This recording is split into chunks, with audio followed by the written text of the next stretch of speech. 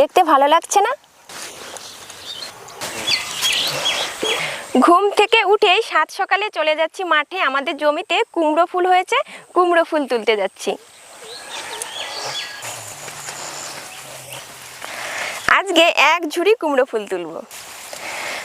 সকালবেলা মাঠে আসার কিন্তু একটু অসুবিধা আছে। এই দেখুন, শিশির ভেজা ধানে শাড়ি পুরো অর্ধেকটাই ভিজে গেছে।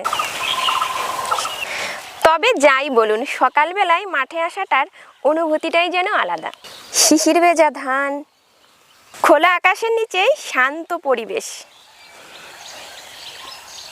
তার সাথে ঠান্ডা ফুরফুরে হাওয়া, পুরো শীত লেগে যাচ্ছে। কোনটা বেশি ভালো লাগে বলুন তো?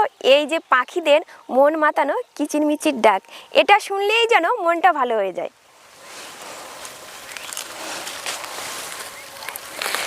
সারা দিনটাই যেন ভালো কাটে। আপনাদের সঙ্গে গল্প করতে করতে কুমড়ো খেতে চলে এসেছে। পুরো ক্ষেতটা দেখুন, হলুদ রঙের কুমড়ো ফুলে পুরো ভরে গেছে। ফুলের সাইজগুলো দেখুন কতটা সুন্দর, দেখতে ভালো লাগছে না? কুমড়ো ফুলের বোটাগুলো ভালোই শক্ত। বাড়ি থেকে একটা কেচি নিয়েছি, কাটতে সুবিধা হবে।